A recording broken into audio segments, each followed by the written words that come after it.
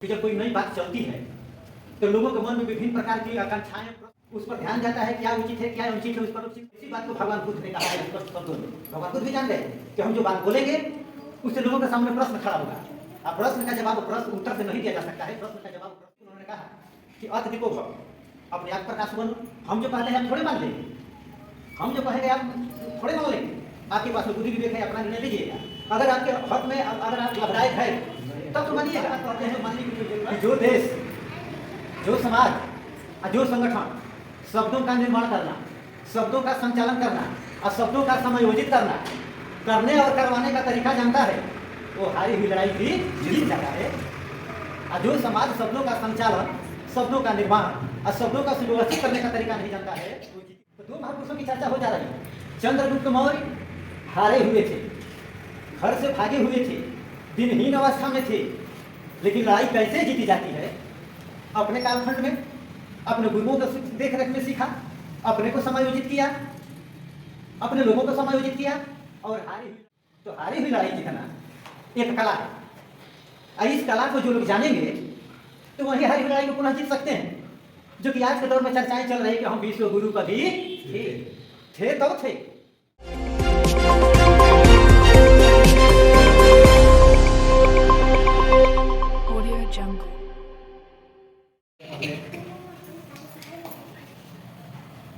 पूरे भारतवर्ष का दूसरा काशी और दूसरा साधना, इस बक्सर की धरती को मैं नमन करते हुए इसलिए नमन करता हूँ कि भारतवर्ष का मतलब कि इसका दायरा बहुत बड़ा है। और उस भारतवर्ष में, हम भारत की बात नहीं कर रहे हैं, मैं भारतवर्ष की बात कर रहा हूँ। तो भारतवर्ष में दूसरा काशी और दूसरा सारनाथ की धरती, ये बक्सर की धरती है। इसको नमन करते हुए यहाँ पर उपस्थित हमारे धर्मगुरु सम्राट अशोक भारत के संस्थापक, परिनिर्वाण प्राप्त कर चुके सुभाष सिंह मौर्य जी, धर्मपत्नी जी को साथ साथ में उसी वृक्ष का हम लोग पत्ते हैं, जो कि आज तक इधर से उधर जितना भी हो सके उतने में चलने का हम लोग कोशिश कर रहे हैं। मैं आप सभी लोगों को हार्दिक अभिनंदन करते हुए स्वागत करता हूं। और मैं पहले ही कह चुका हूं कि इस कार्यक्रम की नई शुरुआत नहीं है। इसका बीजारोपण 2003 से लेकर 2007 के बीच में ही हो गया था। चिंतन मनन भी चलता था, कार्य का रूप देने के लिए भी हम लोग विचार विमर्श करते थे। आज सौभाग्य प्राप्त हुआ है तो पिपली बुद्ध विहार का। पिपली बुद्ध विहार जो है इस विचार का उद्गम स्थली हो गया है। जैसे गंगा नदी निकलती है, कहाँ से निकलती है? लोग कहते हैं गोमुख से निकलती है। हम लोग हिमालय पहाड़ की जानते हैं, तो बच्चे जानते हैं कहाँ से निकलती है, हिमालय पहाड़ से। लेकिन जो ज़्यादा जानकारी जो लोग रखते हैं ना, गोमुख से निकलती है। अब वहाँ पर जो गया होगा वही बताएगा भाई। तो आने वाला समय में पिपली बुद्ध विहार के पास में तो सब लोग तो नहीं आ पाएंगे, लेकिन आने वाला समय में लोग समझेंगे कि नहीं, पिपली बुद्ध विहार से ही 4 अप्रैल 2023 को चौथे महीने में भगवान महावीर की जयंती के अवसर पर इस विचारधारा का उद्गम हुआ था। तो इसी क्रम में हम जानते हैं, आप लोग भी जानते हैं कि जब कोई नई बात चलती है तो लोगों के मन में विभिन्न प्रकार की आकांक्षाएं, प्रश्न उठते हैं। उस पर ध्यान जाता है, क्या उचित है क्या अनुचित है, उस पर लोग चिंतन मनन करते हैं। और इसी बात को भगवान बुद्ध ने कहा है स्पष्ट शब्दों में। भगवान बुद्ध भी जान गए कि हम जो बात बोलेंगे उससे लोगों के सामने प्रश्न खड़ा होगा। अब प्रश्न का जवाब प्रश्न उत्तर से नहीं दिया जा सकता है, प्रश्न का जवाब प्रश्न से ही दिया जा सकता है। और इसी को उन्होंने कहा कि अत दिको भव, अपने आप प्रकाश बनो। हम जो कहते हैं आप थोड़े मान लेंगे, हम जो कहेंगे आप थोड़े मान लेंगे। आपके पास बुद्धि विवेक है, अपना निर्णय लीजिएगा। अगर आपके हक में अगर आप लाभदायक है तब तो मानिएगा, नहीं तो मानने की कोई जरूरत नहीं है। तो इसी तरह से जो ये कार्यक्रम रखा गया, पोस्टर बैनर भी लगा है, इस पर विभिन्न शब्दों का समूह भी रखा है। कुछ नया शब्द लग रहा है, कुछ पुराना शब्द है, दोनों हो रहा है। तो यहाँ पर विभिन्न शब्दों का समायोजन किया गया है। और एक बात हम बार बार कहते हैं कि जो देश, जो समाज और जो संगठन शब्दों का निर्माण करना, शब्दों का संचालन करना और शब्दों का समायोजित करना, करने और करवाने का तरीका जानता है, वो हारी हुई लड़ाई भी जीत जाता है। और जो समाज सपनों का संचालन, सपनों का निर्माण और सपनों का सुव्यवस्थित करने का तरीका नहीं जानता है, वो जीती हुई लड़ाई भी हार जाता है। तो दो महापुरुषों की चर्चा हो जा रही है। चंद्रगुप्त मौर्य हारे हुए थे, घर से भागे हुए थे, दिनहीन अवस्था में थे, लेकिन लड़ाई कैसे जीती जाती है अपने कालखंड में, अपने गुरुओं का देख रेख में सीखा, अपने को समायोजित किया, अपने लोगों को समायोजित किया और हारी हुई लड़ाई भी जीत गया। तो हारी हुई लड़ाई जीतना एक कला है, और इस कला को जो लोग जानेंगे तो वही हारी हुई लड़ाई को पुनः जीत सकते हैं। जो कि आज के दौर में चर्चाएं चल रही कि हम विश्व गुरु कभी थे तो थे, आज नहीं है। ऐसा भारतवर्ष के अंदर एक ही धर्म गुरु है भारत का, और उसमें उसी के शाखा का एक और धर्म गुरु है। एक है शंकराचार्य और दूसरा है गुरु गोविंद सिंह का नाम लिख रहे हैं ना, सिख धर्म का गुरु है। एक और एक इसी की शाखा जैन धर्म के धर्म गुरु हैं। इनकी बात जो बोलते हैं, इनकी बात को पूरी दुनिया सुनती है, सरकार भी सुनती है।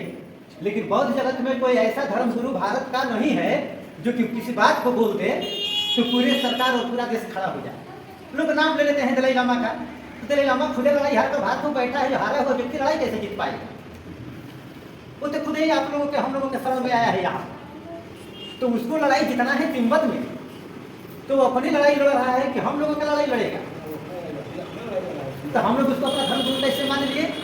हमारी समस्या अलग है, हमारी बीमारी अलग है, इस देश की समस्या अलग है। तो हम अपनी समस्या का समाधान अपनी समस्या के अनुसार हम लोग खोजेंगे। तो मैं यही कह रहा था कि आज अगर लड़ाई जीतना है, अगर लड़ाई आप लोग जीत गए हैं तो इस कार्यक्रम का कोई औचित्य नहीं है, क्योंकि जो लोग स्वस्थ हैं उसको स्वस्थ का दावा देने की कोई जरूरत नहीं है। अगर जो लोग सचमुच बीमार हैं कि नहीं हम बीमार हैं, हम कभी राजा थे आज प्रजा भी नहीं है, हम कभी विश्व गुरु थे आज गांव गुरु भी नहीं है, तो इसका मतलब कि हम लोग कहीं ना कहीं नीचे गिरे हुए हैं। तो नीचे गिरे हुए व्यक्ति का रहन सहन, खान पान, बोलने चालने का तरीका ऊपर ऊर्ध्वगामी होगा, क्योंकि उसको नीचे से कहाँ जाना है? ऊपर जाना है। और जिसको ऊपर से नीचे आना है उसका रहन सहन, खान पान, बोलचाल निम्नगामी होगा, यानी ऊपर से उसको नीचे उतारना है। हम लोग विंध्याचल गए हैं, हम लोग सासाराम के पहाड़ी पर गए हैं, जब पहाड़ को चढ़ना होता है तो हम लोग नीचे मूड़ी सर करके ऊपर चढ़ते हैं, लेकिन जब उतरने की बारी आती है तो ऊपर से फिर हम लोग क्या करते हैं? नीचे दिशा में, पीछे की दिशा में, यानी कि दोनों की शैली क्या हो गई? अलग अलग हो गई। तो भगवान बुद्ध ऊंचाई पर थे, भगवान बुद्ध बनने से पहले ऊंचाई पर थे, अब बुद्ध बन गए तो भी ऊंचाई पर थे। सम्राट अशोक ऑलरेडी पहले से ऊंचाई पर थे, और जब महान के लाइन में आए तो उस समय भी ऊंचाई पर थे। तो लोग नीचे से क्या किए हैं? नीचे उतरे। तो उन लोगों का रहन सहन, बुद्धि विवेक आचरण एक दूसरे तरीके का है, और चंद्रगुप्त मौर्य का बुद्धि विवेक आचरण जो शैली अलग है। इसी को हमारी भारत सरकार, हमारे देश के लोग बार बार कह रहे हैं कि भारत को विश्व गुरु बनाना है। हम लोग कह रहे हैं कि भारत पहले से विश्व गुरु बना है। बना है नहीं, बना था। बना है नहीं, बना था, आज बनाना है। और उस बनाने के क्रम में विभिन्न प्रकार के खिलाड़ी, विभिन्न प्रकार के दौर चल रहा है। उसमें हमारे भंते कण भी, आप लोग भी एक खिलाड़ी के तौर पर भारतवर्ष में उभर रहे हैं। तो विश्व गुरु का ताज पुनः कौन खिलाड़ी तय करता है? हमारे विभिन्न धर्म गुरु हैं। तो इन सब चर्चाओं के बीच जो भी काम करना है, इसके लिए ज्यादा पढ़ने लिखने की जरूरत नहीं है। आज धरती घूमती है कि सूरज घूमता है? आज धरती घूमती है कि सूरज घूमता है? लेकिन 1500 ईस्वी से पहले पूरी दुनिया मानती थी कि सूरज घूमता है, तारा घूमता है और पृथ्वी हमारी स्थिर है।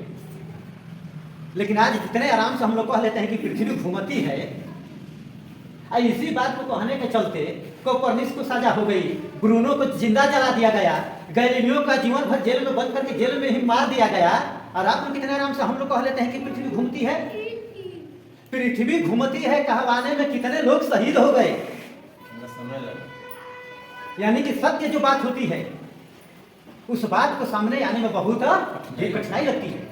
और इसी पर चर्चा हमारे कोमल कुशवाहा जी अभी जिंदा हैं, माननीय गुरु देवी दयाल जी अभी हैं, और हमारे परमात्मा प्राप्त कर चुके सुभाष कुशवाहा जी, हम लोगों के बीच बड़ी चर्चा होती थी कि साकी जी रास्ता तो हम लोगों को दिखाई दे रहा है, लेकिन वर्तमान समय में बड़ा दुर्गम रास्ता है। जितना दूरी हम लोग तय कर चुके हैं, अगर इस दूरी तय में अगर बीच में हम लोग कुछ करते हैं, तो जो लोग हम लोगों से प्रेरित हैं, जो लोग हम लोगों को जानते हैं, वो लोग थोड़ा हो सकता है कि उतना समझदारी न रखते हो, कहीं ना समझे में हम ही लोगों के ऊपर हमला तो न बोलते। बड़ा धैर्य से हम लोग काम कर रहे थे। तो उसी तरह से यहाँ पर जो कार्यक्रम का जो रूप दिया जा रहा है, सूरज नहीं घूमता है, क्या घूमती है? पृथ्वी घूमती है। तो इसी तरह से ये भी लोगों को तो घूमने वाली बात है, ये तो लोगों का दिमाग घुमाने लगेगा, ये तो दिमाग घूमेगा इसमें। जग में प्रिय तो ही नाम बुद्ध कहो चाहे पंचो राम। ये क्या शब्दावली आ गई? ये क्या चीज है? यहाँ कार्यक्रम शुरू करने के पहले, पोस्टर छपने के बाद हमारा फोन सुबह में तनी कम, रात में ज्यादा बजता था। साकी जी आप क्या कर दिए हैं? जग में प्रिय तो ही नाम बुद्ध कहो चाहे पंचो राम। दिमाग कहीं तो गड़बड़ नहीं हो गया है? हमने कहा कि सब अस्थिर है, एक काम करो, तुम लोग 1500 शताब्दी से बहुत पहले चले जाओ, क्योंकि आप लोग सम्राट अशोक महान का गौतम बुद्ध का इतिहास ढूंढते हो। हम सिर्फ 1500 ईस्वी पूर्व जाने की बात करते हैं। 1500 ईसा पूर्व जाइएगा तो आपको कहना पड़ेगा कि पृथ्वी स्थिर है, पूरा सूर्य ही घूमता है। तो इसमें घबराने की जरूरत नहीं है। जग में प्रिय तो वही नाम कुछ कहो चाहे पंचो राम। भारतीय समाज की यह दायरा है। राम शब्द भारत में प्रिय है और उन्हीं में प्रिय नहीं है, आप लोगों में प्रिय है। क्या किया जाए? सासाराम का नाम बदल दिया जाए। बगल में सासाराम है और सासाराम में हमारा घर हो गया। अब हम वहां पर पहन लिए चीवर, बुद्धिज्म को मानते हैं, उसको नहीं मानते हैं, तब हम सासाराम में नहीं रहेंगे। अपना लोटा बल्टी उठाते हैं और मिनी सारनाथ काशी बक्सर में आते हैं। तो जिसको सासाराम पसंद नहीं है वो मिनी काशी और मिनी सारनाथ में आ जाए, क्योंकि बक्सर की धरती मिनी काशी और मिनी सारनाथ में। तो काशी वाले काशी में रहेंगे, मिनी सारनाथ वाले मिनी सारनाथ में रहेंगे। बक्सर जिला का मनाया गया ना, बक्सर जिला का मनाया गया कि नहीं मनाया गया? हम गए थे सतदेव मिल में सरसों तेल लाने के लिए, और वहीं पर एक बड़ा बैनर लगा था जिला कार्यालय की तरफ से, उस पर संस्कृति का समायोजन है। कटकौली का युद्ध मैदान का प्रतिरूप वहां पर बना है, उसका जो अशोक स्तंभ वाला नौलखा मंदिर है भगवान का, उस पर मस्जिद भी है, उस पर मस्जिद का भी चित्रण है। लेकिन उस पर कहीं हमारे धर्म गुरु कहीं बक्सर उक्सर में रहते थे कि नहीं रहते थे, कि जिला गायब था कि कभी था ही नहीं, इस पर आज तक कोई विवेचन नहीं हुआ। तो राम कहो बुद्ध कहो, जग में प्रिय तो ही नाम बुद्ध कहो चाहे पंचो राम, इसका इतिहास सासाराम में। जिसको जानना होगा कि शब्दावली क्या है, कृपया सासाराम में चला जाए, वहां पर हर कुछ मिलेगा। और ज्यादा नहीं मिलेगा तो एक इतिहासविद हैं, एक भाषाविद हैं, वो साहित्य के ज्ञाता हैं, उनका नाम है प्रोफेसर राजेंद्र सिंह जी। उनके नजदीक कोई चला जाएगा ना तो स्पष्ट बता देंगे कि जग में प्रिय दो ही नाम बुद्ध को चाहे पंचो राम, इसका मतलब क्या है वही बताएंगे। क्योंकि खग जाने खगई के भाषा, हम न भाषाविद हैं, न हम इतिहासविद हैं, न हम साहित्य क्षेत्र का हम ज्ञान रखते हैं। तो इसके बारे में वो ज्यादा बताएंगे। नहीं तो उससे ज्यादा जानकारी प्राप्त करना होगा तो वीर कुंवर सिंह यूनिवर्सिटी में एक द्विवेदी जी बहुत बड़े विद्वान हैं, वो लोग बता देंगे, क्योंकि विद्वत मंडली वीर कुंवर यूनिवर्सिटी आरा में मौजूद है। तो यानी कि शब्दों का निर्माण करना परिस्थितियों का अनुरूप किया जाता है।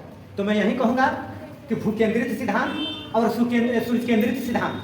तो आज हम लोग सूर्य केंद्रित सिद्धांत के ऊपर पूरी दुनिया चल रही है कि सूरज स्थिर है और सभी ग्रह उसके चारों तरफ चक्कर लगाते हैं। आज के दौर में हम लोग चल रहे हैं। तो उसी तरह से आज तक जिसको हम लोग समझते थे कि भारत का नायक यही है, भारत का सिरमौर वही है, भारत इन लोगों ने विश्व गुरु बनाया चाहे जो भी बनाया, इससे हटकर भी कोई सच्चाई है जो अभी तक से सामने आई नहीं है।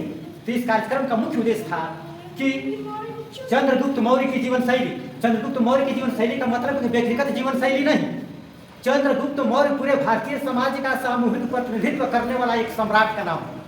चंद्रगुप्त मौर्य का जो ही नाम आता है, विभिन्न संस्कृति, विभिन्न संप्रदाय, विभिन्न गणों का समूह इनके नाम के अंतर्गत आता है। किसके अंतर्गत? चंद्रगुप्त के। अगर नहीं आता तो एक अदना सा बालक महापद्मनंद का, घानानंद का इतना बड़ा साम्राज्य कोई इतना आसानी से बदल पाता? नहीं बदल पाता। तो यहाँ पर जो भी चीज हो रहा है आज की तारीख में वो बहुत बढ़िया हो रहा है।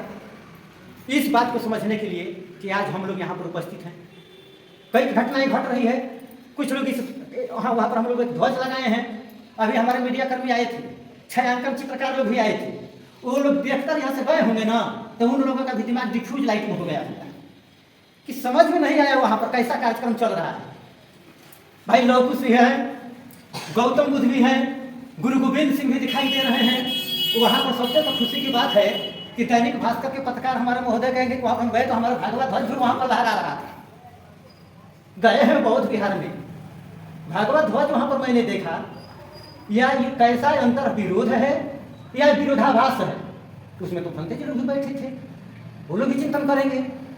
भगवत ध्वज के सामने भंते जी लोग भी बैठे थे। जरूर कहीं ना कहीं बक्सर के इतिहास में, जरूर कहीं ना कहीं वर्तमान में कुछ चहलकदमी चल रही है। वो मीडिया कर्मी है, हम लोगों से समझने की क्षमता उन लोगों में ज़्यादा है। तो मैं आप लोगों से करबद्ध निवेदन करूंगा कि किसी भी चीज़ को समझने के लिए लोग कहते हैं कि अपना दिमाग पहले बर्फ, अपने माइंड पर बर्फ रखिए और जीभ पर शुगर रखिए, यानी मुंह बोली में मिठास और दिमाग शांत रखकर अगर कोई बात हम लोग करेंगे तो बात लोग समझ में आएगी। नहीं तो भगवान कुछ सिर्फ इतना ही कह दिया के सामने कि मैं तो ठहर गया, तू कब ठहरेगा। इतने ही शब्दावली में ठहर गया, इतना विधिवत ठहरा किया तक ठहरा रह गया। तो एक ठहरा है विंध्याचल पर्वत और दूसरा ठहरा है अमलीमल डाकू। विंध्याचल पहाड़ का रहता है कि हम ऐसा ऊंचाई उठेंगे कि दुनिया के 2 भाग में बांट देंगे। तब महर्षि अगस्त्य ऋषि आगे कथा के अनुसार कहे देखिए भाई तो दुनिया को रोक देगा, सूरज का मार्ग भी रोक देगा। तब आया अगस्त्य ऋषि जी जब आए तो विंध्याचल पहाड़ दंडवत करके साष्टांग प्रणाम किया। तो उन्होंने कहा कि बस दंडवत रहो, तब तक दंडवत रहो जब तक हम आ न जाए। अब गौतम ऋषि वहाँ महर्षि अगस्त चले गए, 9 अगस्त ऋषि आज तक आए आना, वो वहाँ से उठा तो नीचे ही फैलना शुरू किया। तो गौतम बुद्ध के सामने आज तक अंगुलीमाल डाकू जो झुका, आज तक से फिर कभी दोबारा उठा नहीं। तो जग में प्रिय दो ही नाम, बुद्ध कहो चाहे पंचोराम। बिना संस्कृति सगामों से कुछ होता नहीं है। अब कौन चीज़ ऐसी चीज़ है कि झूठ के सहारे सत्य न चलता हो, सत्य का अपना काम नहीं होता। अगर ईटा का सांचा न बने ईट का तो पक्की ईट का निर्माण हम लोग कर लेंगे। दरवाजे की ढलाई करना है, राज मिस्त्री उस पर मिट्टी उट्टी का लेप न लगाए। हमारे विनोद जी राज मिस्त्री का काम करते हैं, घर ठीका चलाते हैं, आ गए, ये बखूबी जानेंगे कि अगर दरवाजा छोड़ना हो तो ईटा एकदम नीचे से ऊपर तक जोड़ दीजिए, बता दीजिए कि यही दरवाजा है। तो ये लोग क्या करते हैं, बखूबी से नकली चीज़ें लगाते हैं। और वो नकली लगाते हैं कि सीमेंट और ईंटें से उसकी मुलाकात न हो, और जब हो जाता है तो आराम से उसको क्या करते हैं, निकाल देते हैं। तो बेगर झूठ का मतलब क्या होता है, किसी चीज़ के बारे में सत्य बोलना। झूठ का मतलब होता है एक टेक्निक, एक तरीका। हम लोग कोई नोट भोट खोलते हैं ना, नहीं खुलता है तो मिस्त्री क्या करता है, उसमें ईंटा भी लगा देता है। कोई ऐसा पेच फंसाता है कि उससे सब खुल जाए। तो खुल तो गया, तो उस रिंच को रखता है अपने पॉकेट में, जिसका सहारा लिया था उसको बाहर फेंक देता है, उसको लेकर भी चलता है, फेंक देता है। यानी कि हमारी माताएं बहनें भाई बंधु जो भी गहना पहनते हैं वो कहते हैं कि क्या पहने हैं, तो हम सोना पहने हैं। सच बोल रहे हैं तो सच पहने बोल रहे हैं। जब वो सोना पहने हैं तो वो सोना बिना झूठ का आप गहना बनाकर नहीं पहन सकते हैं। कहीं ना कहीं उसमें झूठ रंगा डाला गया है, तभी वो गहना के रूप में आया है। अगर सोना रहता शुद्ध तो कहीं अलमारी में रहता। तो जिस विचार को हम लोगों के सामने ले जाना चाहते हैं वो अच्छी चीज़ है, लेकिन वो अच्छी चीज़ों को भी एक सहारे की जरूरत पड़ती है। तो मैं आप लोगों से करबद्ध निवेदन नहीं कर रहा हूँ कि जो यहाँ पर लिखा गया है दीप्तान ही प्रकाश है, दीप्तान ही प्रकाश है। तो गौतम बुद्ध के जमाने में न ट्रेन थी, न एरोप्लेन था, न मोबाइल फोन था। अगर उनके सिद्धांतों पर हम लोग चलते हैं कि उनके जमाना में नहीं था, तो इसको भी हम लोगों को नहीं लेकर चलना चाहिए। अगर भगवान महाबुद्ध वैज्ञानिक थे तो समय समय के अनुसार मनुष्यों को भलाई के लिए वैज्ञानिक हमेशा आविष्कार करता है। और वो आविष्कार करने वाला चीज अगर लोगों के लिए भला है, भलाई युक्त है, तो लोग अपने आप अपनाते हैं, उसको प्रचार करने की जरूरत नहीं होती है। मोबाइल बना हम लोगों के पॉकेट में है, टेलीफोन बना हम लोगों के पॉकेट में है, बिजली बना हम लोगों के पॉकेट में है, रेल बस टेम्पो मोटरसाइकिल हम लोग खुद खरीद कर लाए हैं, वो कंपनी वाला तो हम लोगों के यहाँ पहुँचाया नहीं है। यानी कि आज के दौर में जो भी काम करना है हम लोगों को सोच समझ कर करना है। और मैं यही बात कहूँगा कि स्वतंत्रता आंदोलन में चंद्रगुप्त मौर्य की क्या भूमिका थी। देश आजाद हुआ 1947 में और चंद्रगुप्त मौर्य की पैदाइश हुई ईसा सन 345 ईसा पूर्व के आसपास। तो आजादी के आंदोलन में चंद्रगुप्त मौर्य की क्या भूमिका रही। तो भारत की स्वतंत्रता की लहर की जो प्रेरणा की शुरुआत हुई, जब स्वतंत्रता होने की शुरुआत हुई कुछ लोगों में, जैसे कि भगवान बुद्ध के प्रचार करने की जो योजना हमारे संस्थापक जी सुभाष जी और श्यामनारायण कुशवाहा सहित अन्य लोगों में जो गाजीपुर की धरती पर छोटा सा रूप में बना होगा, तो छोटा केंद्र बिंदु में बना होगा, अब वही विराट रूप ले लिया कि नहीं ले लिया। तो उसी तरह से स्वतंत्रता के हमारे जितने शुभचिंतक थे, उन लोगों का प्रेरणा स्रोत कौन बना? चंद्रगुप्त मौर्य। और चंद्रगुप्त मौर्य के ऊपर उस समय के कवियों ने इतना कविता लिखा और उस कविता को इतना पाठ करते थे कि भारत के लोगों के मन में भी विदेशियों के खिलाफ हुंकार भरने की ताकत पैदा होने लगी। यानी चंद्रगुप्त मौर्य को प्रेरणा स्रोत का नायक बनाया गया। बहादुर शाह जफर भी माना कि बगैर चंद्रगुप्त मौर्य का प्रेरणा स्रोत बनाए भारत के सभी कम्युनिटी के लोग एक जगह नहीं आ सकते हैं। और बहादुर शाह जफर के नेतृत्व में 1857 के जो आजादी के क्रांति का आंदोलन चला, उसका केंद्र बिंदु कौन बना? चंद्रगुप्त मौर्य। इसलिए जब देश आजाद हुआ तो देश का जो प्रतीक बनाने की पारी आई, तो अगर पावर ट्रांसफर की बात न होती, अगर सरकार आजाद नहीं हुआ है, पावर का हस्तांतरण हुआ है, अगर उस समय देश की आजादी के नौजवानों को, जो कि 1857 के जो प्रणेता थे, अगर उन लोगों की स्थिति में अगर सत्ता का पावर मिला होता, तो निश्चित रूप से जैसे अमेरिका का, इंडोनेशिया का, अन्य देशों का जो राष्ट्र नायक का जो नोट आप लोग देखते होंगे, उस समय इसका चयन उसी समय चंद्रगुप्त मौर्य आ गए होते 1985 में। लेकिन सम्राट चंद्रगुप्त मौर्य को न लाकर संविधान निर्माताओं ने जो निर्णय लिया होगा, समय बिल्कुल सही निर्णय लिया होगा, क्योंकि विद्वानों की मंडली रही है, उन लोगों के निर्णय को हम लोग दरकिनार करने की ताकत नहीं रखते हैं। लेकिन एक बात अवश्य है कि समय के अनुसार अगर कोई चीज उपयोगी नहीं रह जाती है तो चीज अपने आप बदल जाती है, बदलवाने की जरूरत नहीं पड़ती है। जाड़ा का दिन था तो हम लोग स्वेटर पहनकर चलते थे, मफलर लगाकर चलते थे। आज जाड़ा के दिन में कोई वीआईपी स्वेटर दे दे हम लोगों को गर्मी में पहनने के लिए, हम लोग पहनकर चलेंगे। तो समय समय के अनुसार भारत में महापुरुषों की खान है, जब जैसा जरूरत आएगी वैसे महापुरुषों का हम लोग अभिनंदन करते हैं। इसलिए शिवरात्रि आती है तो शंकर भगवान को कुछ लोग अभिनंदन करते हैं, काली पूजा आता है तो काली जी की आराधना करते हैं, जब छठ आती है तो छठ का हम लोग पूजा करते हैं। यानी कि शक्ति कभी एक केंद्र बिंदु नहीं रहती है, शक्ति का अनेक रूप है, और शक्ति का अनेकों रूप को भारत के लोग विभिन्न प्रकार के, जैसे भोजन लोग अपने मन के अनुसार करते हैं, कपड़ा अपने मन के अनुसार रंग पसंद करते हैं, उसी तरह से लोगों का मन भी भगवान बुद्ध कहे हैं कि लोगों का मन भिन्न भिन्न प्रकार का है, और उनके मन लायक अगर हम अपनी बात नहीं कहेंगे तो हमारी बात उसके हक में अच्छा नहीं होगा, तो हमारी बात नहीं मानेगा। तो इसीलिए मैं आप लोगों से आग्रह कर रहा हूँ कि आज जो हम लोग देख रहे हैं इस भागवा को, भागवा कोई नई चीज नहीं है, ये बहुत बड़ी चीज है। अंतर इतना ही है कि हम लोग भगवान बुद्ध को तो वापस लाए, लेकिन बहुत कुछ वहां छूट गया। आज लगती है ना तो लोग जान बचाने के लिए घर से पहले भागते हैं, और जो लेकर भागना पड़ता है आज लोग जाके तो भाग निकलो इसमें से, जान बचेगा तो आगे फिर देखा जाएगा। तो हमारे लोग भी भगवान बुद्ध का नाम सुनकर घर से कितने लोग इतना तेजी से बाहर भागे हैं कि उसका पूरा सामान घरों में रह गया। हम लोग भी भागे थे और भागने के क्रम में मिला रहे थे कि हमारा कागज वहाँ छूटा है, हमारा ये सामान छूटा है, हमारे दादी का बक्सवा उसी में है, कहीं जल गया है कि बचा है कि क्या किया है, उसको भी वापस लाना है। चिंतन मनन चल रहा है, तो हम लोग छोड़कर नहीं ना भागेंगे। तो बहुत बात बाद में होगी, लेकिन इतना ही आज बात होगी कि ये जो चीज़ है हमारे देश का है, हम लोगों का है, और इसके बारे में हम लोग को पहली बार बात बताने वाले कोमल कुशवाहा जी हैं। हम लोग 2005 में आ रहे थे प्रचार करके, मुगल सराय में रात में उनके यहाँ हम लोग ठहरे थे, सब लोग सो गए, हम और कोमल कुशवाहा जी जगह रहे, और उन्होंने एक बात पूछा था कि साकी जी ये बताइए कि जो गंगा एक्सप्रेसवे बन रही है, इसके बनने से क्या परिणाम होगा आने वाला समय में? गंगा एक्सप्रेसवे बन रही है ना, वो 2005 में ही सवाल खड़ा किए थे। हमने कहा कि गुरुजी हमको समझ में नहीं आ रहा, आप बताइएगा। हमने कि छोड़िए, इसके बाद में आप लोग समझ जाइएगा। वो चीज हम पूछ रहे हैं, बताइए वो कैसा है, किसका है?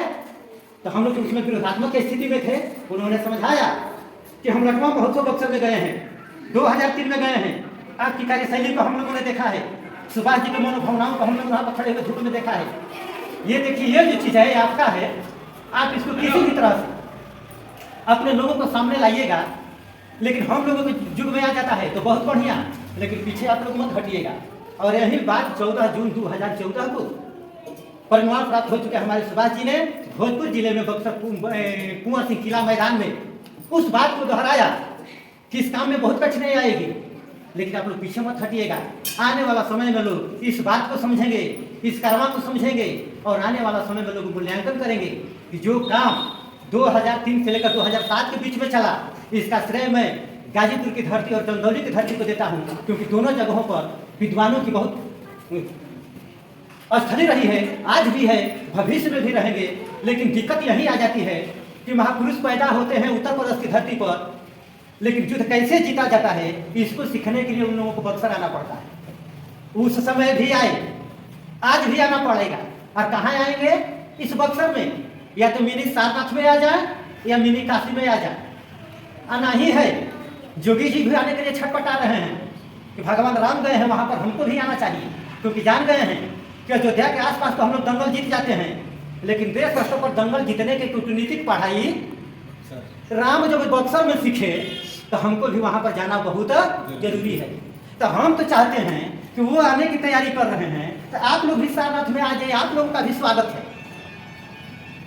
मिनी सारनाथ और मिनी बक्सर, जो मिनी काशी और मिनी सारनाथ जो बक्सर की धरती पर है, दोनों महारथियों का हम लोग स्वागत करते हैं, चाहे मिनी सारनाथ में आ जाए और चाहे मिनी काशी में आ जाए, क्योंकि बक्सर की धरती गुरु की धरती रही है, बिहार की धरती गुरुओं की धरती रही है। गौतम बुद्ध बिहार से ही ज्ञान मिला, गुरु गोविंद सिंह का जन्म पटना में ही हुआ, महावीर जयंती जो आज हम लोग मना रहे हैं पूरी दुनिया में फैला बिहार की ही धरती है। मर्यादा पुरुषोत्तम राम का ज्ञान कहाँ मिला? यही मिला। गुरु गृह पढ़ने गए, रघुनाई और प्रकार विद्या सब पाई, तुलसीदास जी चौपाई में लिखे हैं। तो सब विद्या अल्पे काल में पा गई, तो बक्सर में का पढ़ने के लिए आ गए। विश्वामित्र मुनि ने उनको क्या सिखाया? तो सिखाया और बक्सर की एक जड़ी बूटी उनको दिया कि लो मैं एक जड़ी बूटी देता हूँ भक्त राम, कितना भी गर्मी पड़ेगी, कितना भी भूख लगेगा, कितना भी प्यास लगेगी, अगर इस जड़ी को आप खा लेते हैं तो न भूख लगेगी न प्यास लगेगी, न आपको उतना नींद सताएगी। और वही जड़ी बक्सर की धरती से निकलकर राम अपनाते हुए लंका पर जाकर विजय प्राप्त कर लिए। मिनी काशी वालों के लिए बात सही है, लेकिन मेरी सारनाथ वाले लोग सवाल पैदा कर देंगे, तो सवाल पैदा करेंगे, लेकिन कोई ऐसा चीज आप लोग लाइए जिसको खाने से न प्यास लगती हो, न खाने से भूख लगती हो, न खाने से थकान उतना सताती हो, और उसी के बल पर हम लोग भी हमारे बच्चे इस्तेमाल कर लेंगे, तो अपनी धूप में भी अपना लक्ष्य की प्राप्ति कर लेंगे। हो सकता है कि चंद्रगुप्त मौर्य के पास वो चीज हो रहा हो सकता है कोई चीज चंद्रगुप्त मौर्य के पास में रहा हो, क्योंकि उनके पास में न सेना थी, उनके पास में न रसद था, न उसके पास में बड़े बड़े छायागृह था। किस परिस्थिति में चंद्रगुप्त मौर्य ने इस भारत को खंड खंड से अखंड राष्ट्र बनाया, ये इतिहास का शोध का विषय है। और इस शोध के विषय पर एक चिंगारी पैदा करना पिपली बस बिहार की धरती से राष्ट्रीय संस्कृति समन्वय परिषद शाखा बिहार। हम लोग मिनी काशी वालों से भी पूछेंगे, हम लोग मिनी सारनाथ वालों से भी पूछेंगे कि बक्सर की धरती का धरोहर क्या है, इसका इतिहास क्या है, इसका भाषा क्या है, इसकी शैली क्या है। हे धर्मगुरु, दोनों धर्मगुरुओं को हम एक जगह बुलाएंगे और दोनों वर्ग के धर्मगुरु उस सवाल का उत्तर ढूंढेंगे, क्योंकि यही दोनों धर्मगुरु प्राचीन भारत से आते हैं, बाकी धर्मगुरु प्राचीन भारत से नहीं आते हैं। तो हमारे जैन धर्म, हमारे बौद्ध धर्मगुरु, हमारे शंकराचार्य इत्यादि हमारे धर्मगुरु, इन तमाम धर्मगुरुओं को समाहित करते हुए, इन लोगों से ज्ञान लेते हुए हम लोग अपना मार्ग तय करेंगे। इसलिए तय करेंगे कि हम लोग कभी लड़ाई जीते थे, लेकिन लड़ाई हार गए हैं, और इस लड़ाई को जीवन आगे ले जाना है, हर हाल में लड़ाई को जीतना है। इसी और आशा विश्वास के साथ आप लोग यहाँ पर उपस्थित हैं। और फिर मैं अपने तरफ से एक बात का मैं कहना चाहूँगा, क्योंकि ये चीज मैं इसलिए दे रहा हूँ आप लोगों को, ये चीज रहेगा ना तो किसी से कुछ बताना नहीं पड़ेगा, मुंह लड़ाना नहीं पड़ेगा, ज्यादा दिमाग का उछाल नहीं करना पड़ेगा, बस पनवा दे दीजिएगा ना। तो भगवान बुद्ध का नाम के बारे में हम लोग जानते हैं, सांप आया तो नतमस्तक हो गया, हाथी आया तो नतमस्तक हो गया, काक आया नतमस्तक हो गया, अंगुली वाला आया नतमस्तक हो गया। तो सोना 1 किलो का होगा चाहे 100 ग्राम का हो, सोना सोना न होता है, गुण तो वही होता है। कि गौतम बुद्ध के जमाने में जो सोना था आज उसका गुण बदल गया है, सोना का वही है।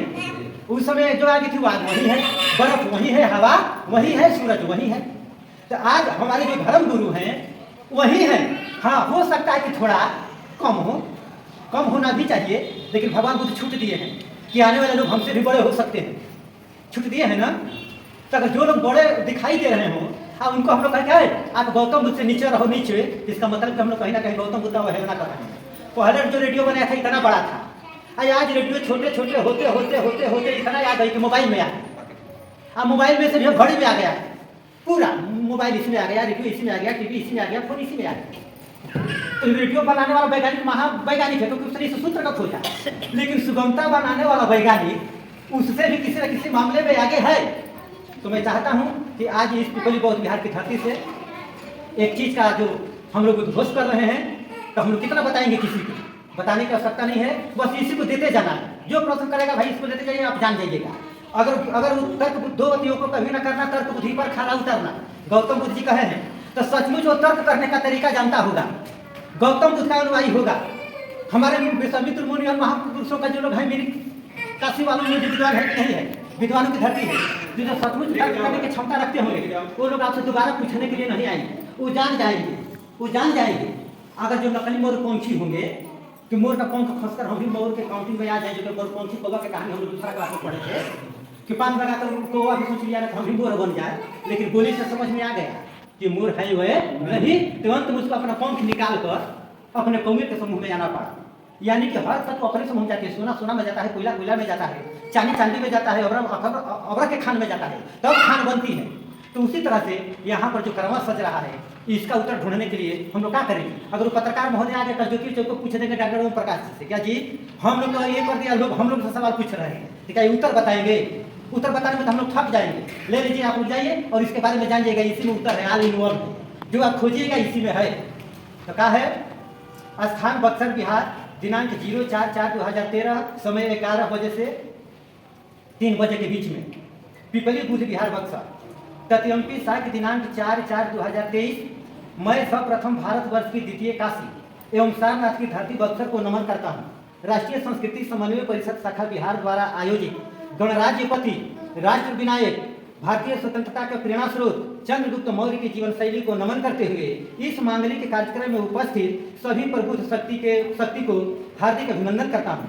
आप लोगों को साक्षी मानकर बक्सर की परंपरा को अंगीकार करते हुए उद्घोष करता हूँ कि गणराज्यपति मौर्यों की संस्कृति, परंपरा एवं जीवन शैली के सहयोग से भारत के संपूर्ण विकास में भारतीय इतिहास एवं वर्तमान सोच की एक नई युग का शुरुआत किया जाएगा। यह सच है कि इस कार्य में एक तरफ से कठिनाई आएगी तो दूसरी तरफ से सहयोग करने वाले महापुरुष भी मिलेंगे। इस कार्य में वर्तमान बुद्धिजीवियों द्वारा प्रश्नों का अंबार खड़ा किया जाएगा। हम लोगों के द्वारा सहज सरल मृदु भाव से प्रश्नकर्ता के साथ संवाद स्थापित किया जाएगा। यह कार्य लोगों को देखने, समझने, सोचने के दृष्टिकोण को पूरी तरह से बदल देगा। जिस तरह से पृथ्वी के बारे में लोगों को आज बदल गया है और लोग पृथ्वी के बारे में जानते हैं। इसी आशा और विश्वास के साथ यहाँ पर उपस्थित गुरुजन, महिला शक्ति और भविष्य के कर्णधार बच्चों को नमन करते हुए अभिवादन शैली का एक और रूप यानी कि भारत की धरती पर अभिवादन की विभिन्न शब्दावलियां है, उन शब्दावलियों के बीच आप लोगों को नमन करते हुए अभिवादन शैली का एक और रूप पंचो राम राम का विधिवत शुरुआत करता हूँ। पंचो राम राम, पंचो राम राम, पंचो राम राम। और इसका पूरा जानकारी कहाँ है? सासाराम। अगर उसको कुछ खोजना है, समझना है, ढूंढना है तो लोग कहाँ चले जाएंगे? सासाराम में। पहाड़ी में नहीं मिलेगा तो वहाँ पर एक कॉलेज है, उस कॉलेज में चले जाएंगे तो वहाँ पर प्रोफेसर हैं, इतिहासकार हैं, भाषाविद हैं, व्याकरणाचार्य हैं, पाली भाषा के ज्ञाता हैं, संस्कृत के ज्ञाता हैं। वो लोग ढूंढ ढांड कर आप लोगों को बता देंगे, क्योंकि खग जाने खगई के भाषा हम नहीं बता सकते हैं, क्योंकि हमारी बस की बात नहीं है। हाँ, उन लोगों को कौन बताएंगे? जो हमारे जो बच्चे हैं यहाँ पर, जो महिला शक्ति यहाँ पर जुटी है। हम लोगों को कार्य करने का जो तरीका है उन लोगों का उत्तर अपने आप दे देगा। और फिर आप लोगों को देखते ही जैसे गौतम बुद्ध के सामने सांप सरेंडर कर गया, हाथी आकर झुक गई, अंगुलीमाल झुक गया, उसी तरह से आप लोगों के सामने किसी की ताकत नहीं है, क्योंकि हम लोग महर्षि विश्वामित्र मुनि की धरती से निकलते हैं, हम लोग गौतम बुद्ध की धरती से निकलते हैं, हम लोग महावीर की धरती से निकलते हैं। तो बिहार की धरती किसी की बात मानती नहीं है। बिहार का इतिहास रहा है कि बिहार की धरती आज से किसी की बात मानती नहीं है, अपनी बात मनवाती रही है। उस समय भी मनवाया, आज भी हम लोग मनवाएंगे।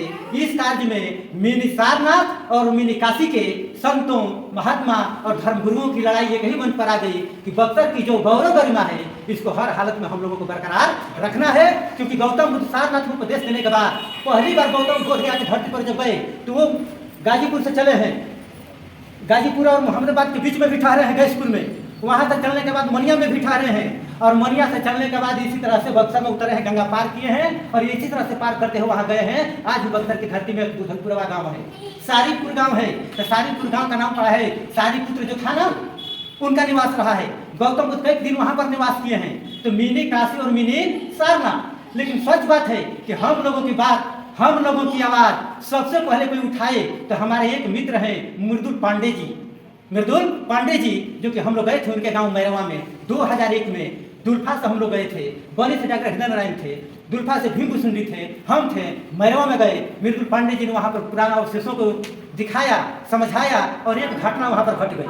क्या घटना घट गई कि भीम भूषुंडी जी जो थे वहाँ पर एक पत्थर था, पत्थरवा को हटा दिए तो मुकुल जी तो रोकने का प्रयास किए, लेकिन हम लोगों को तो जानते ही हैं कि हम लोग किस विचारधारा में आ गए थे। उन्होंने हटा दिया, तब तक वहाँ पर 10-15 मुर्गियाँ चल रही थी। जो मुर्गियाँ थी ना, अब फट गिर कर लड़खड़ाने लगी। अब जो लोगों के आसपास जो घर बना था वो दौड़ते हुए आए, हमारी मुर्गियाँ को क्या हो गया, हमारी मुर्गियाँ को क्या हो गया। अगर मृदुल पांडे जी न होते, मुकुल जी नहीं होते तो हम लोगों की हालत खराब हो गई थी वहाँ पर।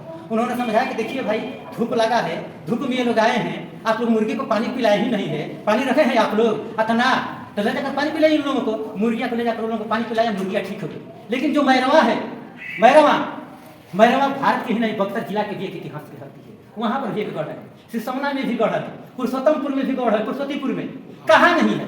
तो मैं आप लोगों से कबर निवेदन कर रहा हूँ कि किसी चीज़ को मानना बड़ा आराम की बात है और उसके बारे में जानना बड़ा कठिन की बात है। तो अभी तक हम लोग मानने के स्थान से जानने तक आए हैं और जानने से भी आगे हम लोगों को जाना है। तो इसलिए मैं आप लोगों से कबर निवेदन कर रहा हूँ कि आप लोग मनोचित से उस भारतीय वंश के पृष्ठभूमि से हम लोग आते हैं। हम एक परिकाठी में गए थे, आज से 8 वर्ष पहले गणिनाथ बाबा की पूजा चल रही थी, उसमें भी हम शामिल हुए थे। वहाँ पर हमने रीति रिवाज देखा, सोचा समझा, सोचने समझने के बाद घोड़बीन करते करते करते करते अंत में मैंने जाकर कहा कि अब समय आएगा। तब जाकर मैंने मेरा जमानिया गाजीपुर के लटिया महोत्सव के मंच से बोलना पड़ा 2011 में कि अब देश की दशा और दिशा बदलने जा रही है, चुनौतियों पर स्थितियां बदल रही है। अब तटीएमपी साक्य जी को लटिया महोत्सव में आने की कोई आवश्यकता नहीं है। आने वाला समय में हम लोग अपने लक्ष्य को भेदेंगे, रिजल्ट देंगे और आने समय में देश और समाज के बुद्धिजीवी लोग मूल्यांकन करेंगे कि बक्सर की धरती से जो पिपली बुद्ध विहार से छोटी सी किरण निकली हमारे धर्म गुरुओं की उपस्थिति में सचमुच गोमुख जैसा ही पवित्र और सफल होगी। इसी आशा और विश्वास के साथ मैं अपना वक्तव्य बंद करता हूँ। जय बुद्ध, जय सूर्य, जय विश्वामित्र मुनि, जय मिनी काशी, जय मिनी साथ।